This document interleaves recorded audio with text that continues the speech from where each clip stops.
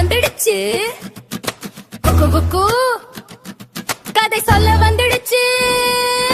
சிரிப்போடு சந்தோஷமா நல்ல பழக்கம் கத்துக்கலாம்.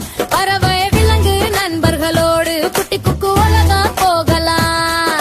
கதை ஆரம்ப இப்போ தானா, குட்டி குக்கு குக்கு கதை தொடங்குது இப்போ. இதை யாரிடமும் சொல்லக்கூடாது. அந்த ஒரு சீக்ரெட் அவன் வாழ்க்கையே ஆல்மோஸ்ட் மாத்திடுச்சு. ஒரு அமைதியான காட்டுல சின்ன முயல் குட்டி மித்து தினமும் சந்தோஷமா விளையாடிக்கிட்டு இருந்தான். ஒரு நாள் அவனுக்கு ஒரு புதிய நண்பன் கிடைத்தான், ஒரு கூர்மையான நரி.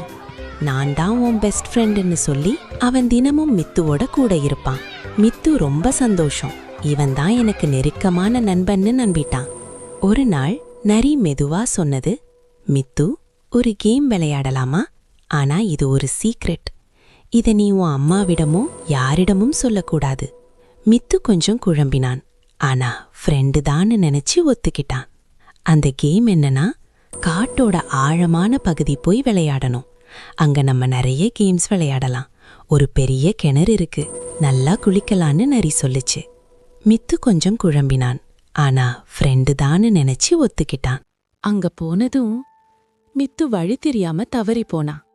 நரி மட்டும் சிரிச்சுக்கிட்டு, நான் சொன்னேன்ல யாரிடமும் சொல்லாதேன்னு சொல்லிட்டு ஓடி போயிடுச்சு.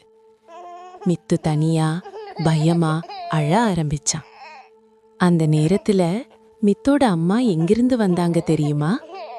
மித்து வீட்டிலிருந்து வெளியே போகும்போது அவன் நடத்தை கொஞ்சம் மாறியிருக்கு என்று கவனிச்சாங்க. அவன் யாரோட மெதுவா பேசுறதையும் பார்த்தாங்க. அதனாலே அவனை தொலைவிலிருந்து அமைதியா பின்தொடர்ந்தாங்க. அதனால்தான் சரியான நேரத்துல வந்து அவனை காப்பாத்தினாங்க.